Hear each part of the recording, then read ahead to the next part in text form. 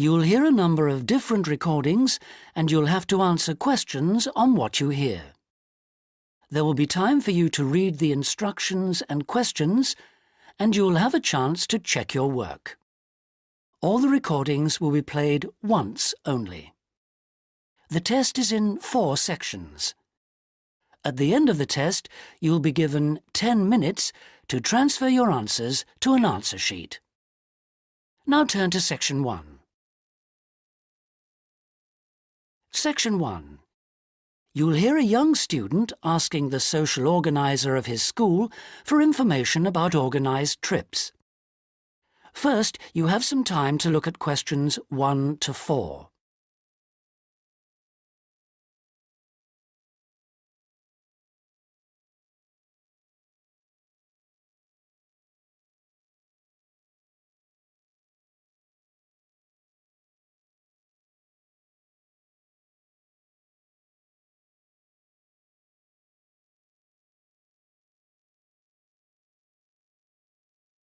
You'll see that there is an example which has been done for you.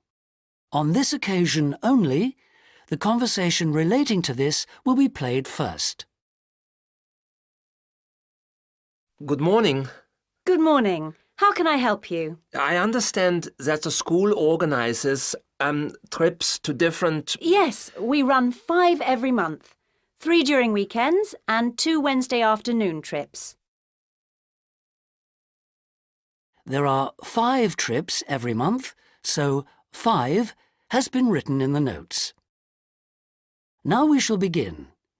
You should answer the questions as you listen because you will not hear the recording a second time. Listen carefully and answer questions 1 to 4. Good morning. Good morning. How can I help you? I understand that the school organizes trips to different... Yes, we run 5 every month.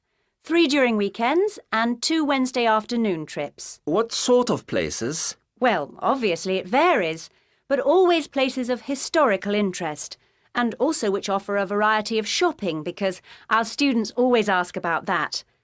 And then we go for ones where we know there are guided tours because this gives a good focus for the visit. Do you travel far? Well, we're lucky here, obviously, because we're able to say that all our visits are less than 3 hours' drive. How much do they cost? Again, it varies. Between £5 and £15 a head, depending on distance. Uh-huh. Oh, and we do offer to arrange special trips if, there are more than 12 people. Oh, right. I'll keep that in mind. And what are the times normally? We try to keep it pretty fixed so that students get to know the pattern. We leave at 8:30 a.m. and return at 6 p.m. We figure it's best to keep the day fairly short. Oh, yes. And how do we reserve a place? You sign your name on the notice board. Do you know where it is? Uh-huh. I saw it this morning. And we do ask that you sign up 3 days in advance, so we know we've got enough people interested to run it, and we can cancel if necessary, with full refund, of course. That's fine, thanks. Before you hear the rest of the conversation, you have some time to look at questions 5 to 10.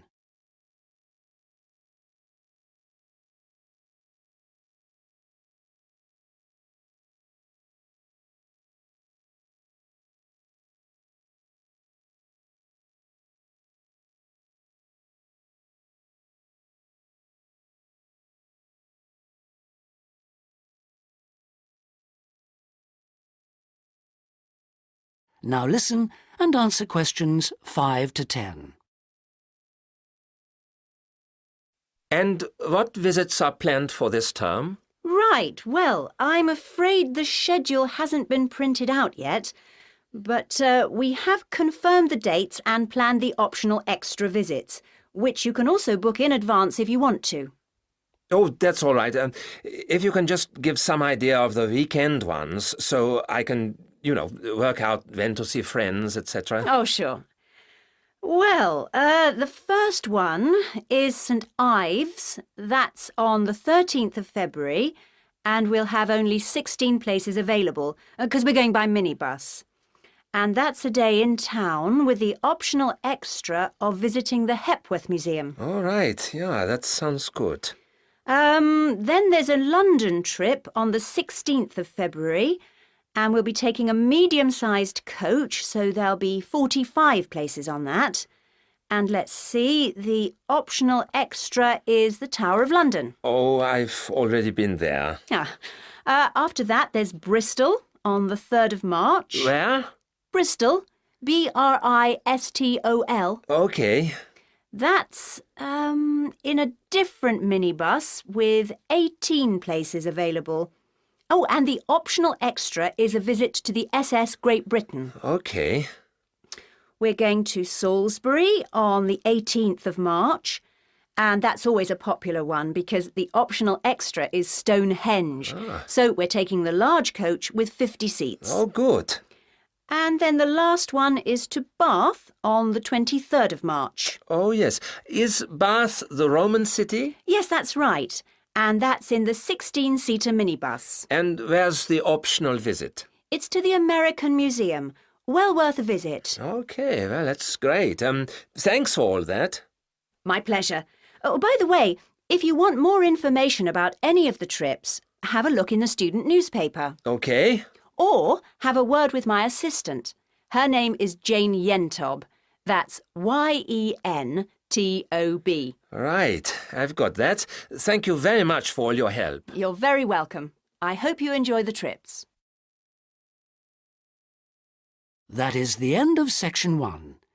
You now have half a minute to check your answers.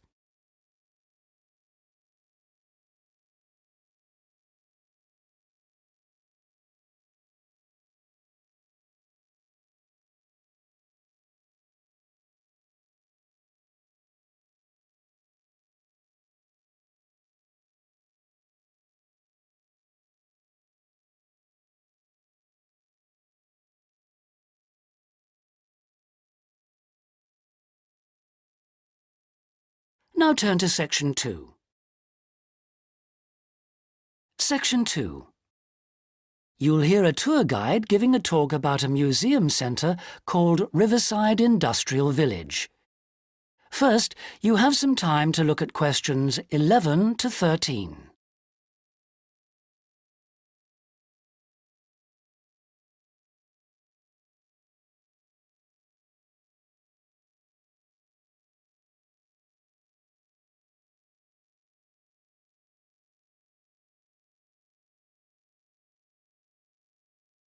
Now listen carefully and answer questions 11 to 13.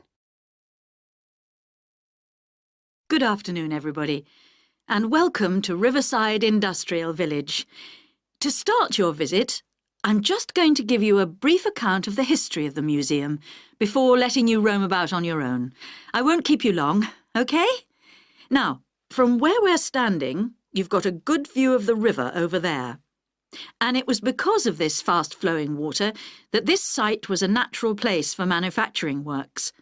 The water and the availability of raw materials in the area like minerals and iron ore, and also the abundance of local fuels like coal and firewood, all made this site suitable for industry from a very early time. Water was the main source of power for the early industries, and some of the water wheels were first established in the 12th century, would you believe? At that time, local craftsmen first built an iron forge just behind the village here on the bend in the river. By the 17th and 18th centuries, the region's rivers supported more than 160 water mills, and many of these continued to operate well into the 19th century. But then the steam engine was invented. And then the railways came, and the centres of industry were able to move away from the rivers and the countryside and into the towns. So industrial villages like this one became very rare. So that's the history for you. If you'd like any more information, you can ask me some questions, or you can read further in our excellent guidebook. Before you hear the rest of the talk, you have some time to look at questions 14 to 20.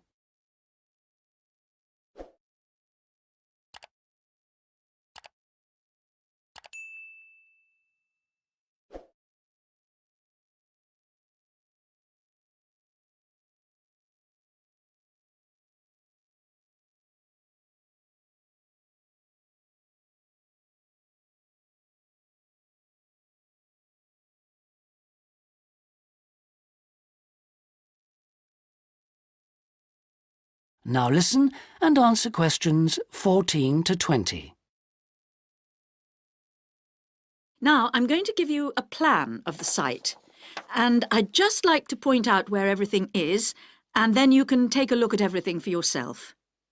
I've already pointed out the river, which is on the left, and of course, running along the bottom is Woodside Road.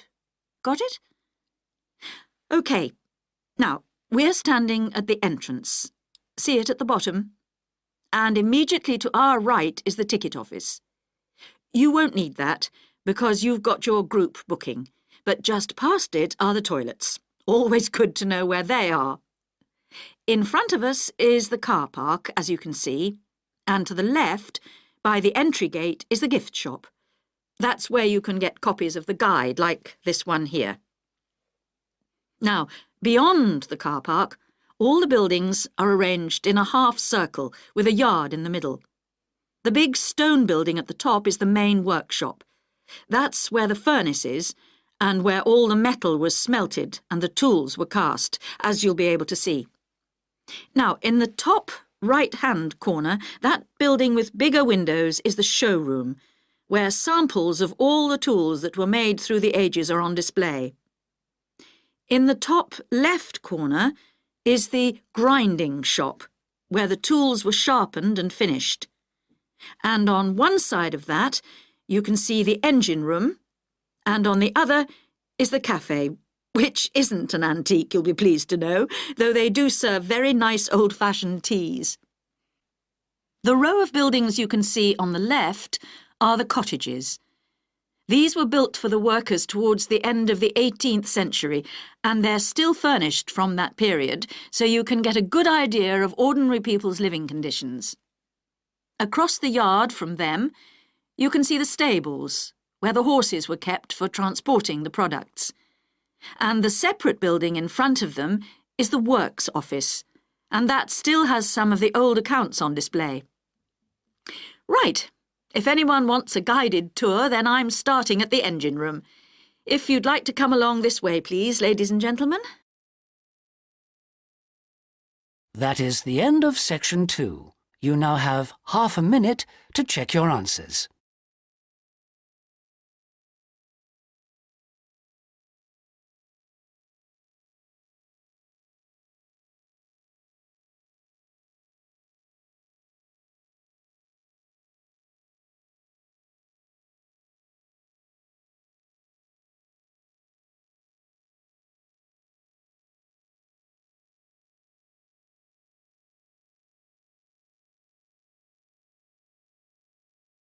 Now turn to section 3. Section 3. You'll hear Melanie, a student, talking to one of her lecturers about her studies. First, you have some time to look at questions 21 to 27.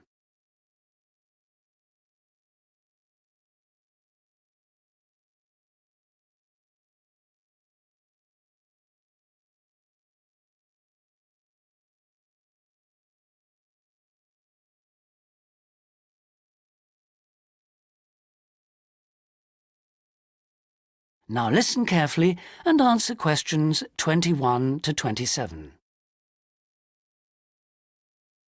Excuse me, Dr. Johnson. May I speak to you for a minute? Sure, come in. I'm Melanie Griffin. I'm taking your course in population studies. Right. Well, Melanie, how can I help you?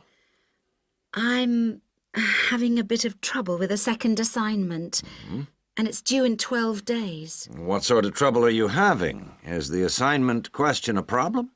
Well, that's part of the problem.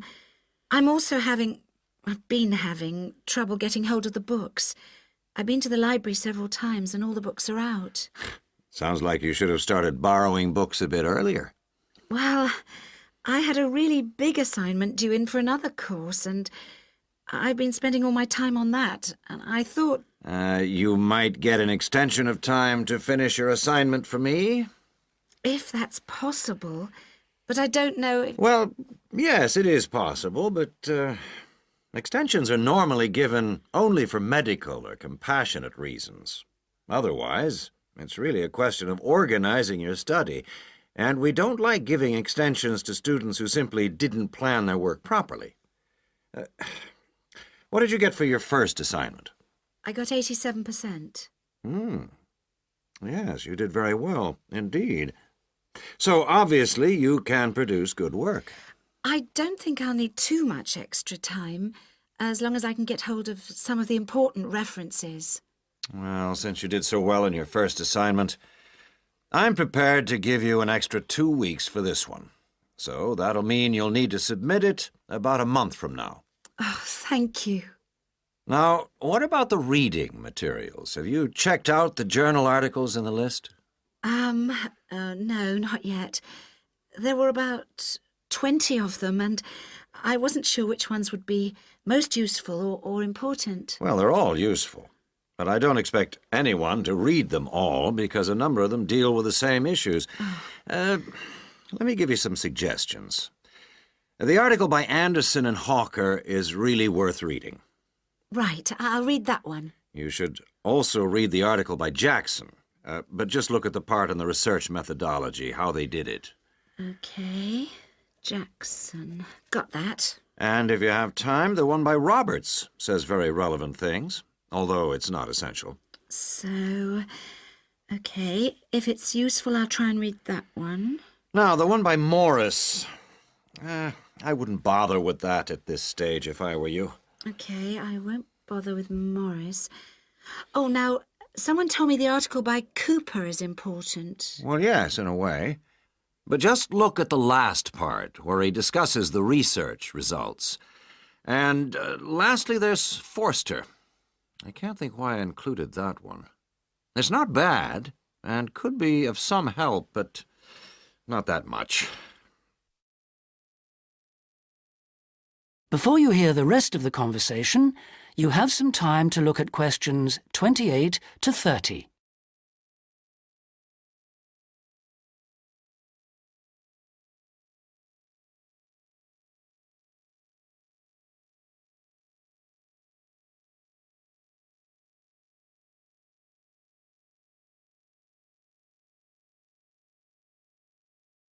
Now listen and answer questions 28 to 30.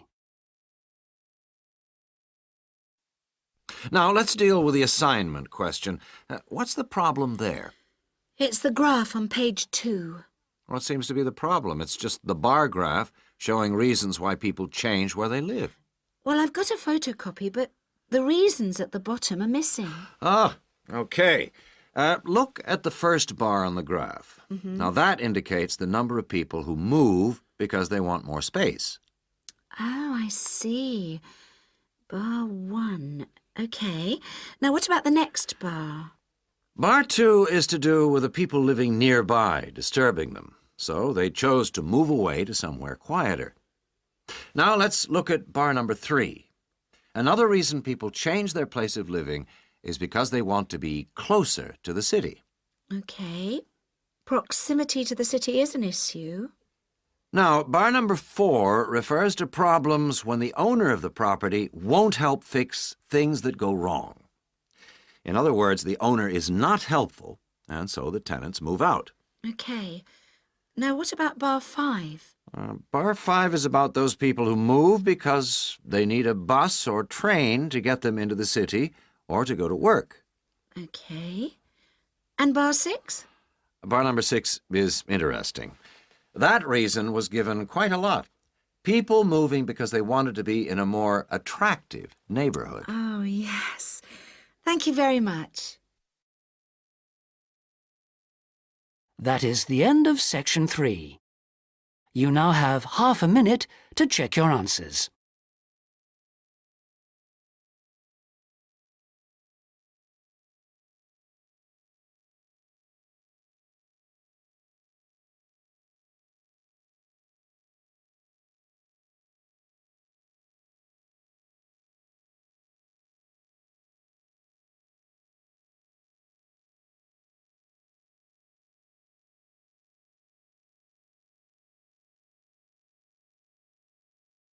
Now turn to section 4. Section 4. You'll hear a talk on the subject of the urban landscape. First, you have some time to look at questions 31 to 40.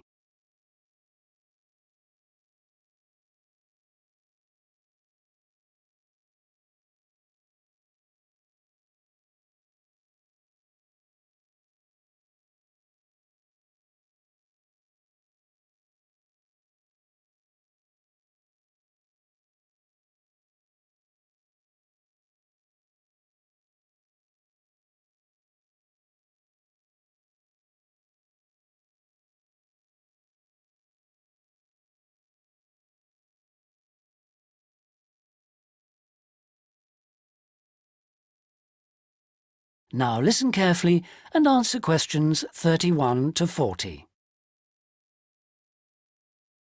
Good day, ladies and gentlemen. I have been asked today to talk to you about the urban landscape. There are two major areas that I will focus on in my talk: how vegetation can have a significant effect on urban climate, and how we can better plan our cities using trees to provide a more comfortable environment for us to live in. Trees can have a significant impact on our cities. They can make a city as a whole a bit less windy, or a bit more windy if that's what you want. They can make it a bit cooler if it's a hot summer day in an Australian city, or they can make it a bit more humid if it's a dry inland city. On the local scale, that is in particular areas within the city, trees can make the local area more shady, cooler, more humid and much less windy. In fact, trees, and planting of various kinds, can be used to make city streets actually less dangerous in particular areas. How do trees do all that, you ask? Well, the main difference between a tree and a building is a tree has got an internal mechanism to keep the temperature regulated. It evaporates water through its leaves, and that means that the temperature of the leaves is never very far from our own body temperature. The temperature of a building surface on a hot sunny day can easily be 20 degrees more than our temperature. Trees, on the other hand, remain cooler than buildings because they sweat. This means that they can humidify the air and cool it, a property which can be exploited to improve the local climate.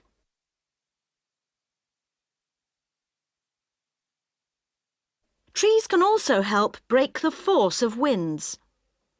The reason that high buildings make it windier at ground level is that as the wind goes higher and higher, it goes faster and faster.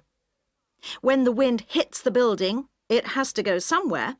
Some of it goes over the top, and some goes around the sides of the building, forcing those high-level winds down to ground level.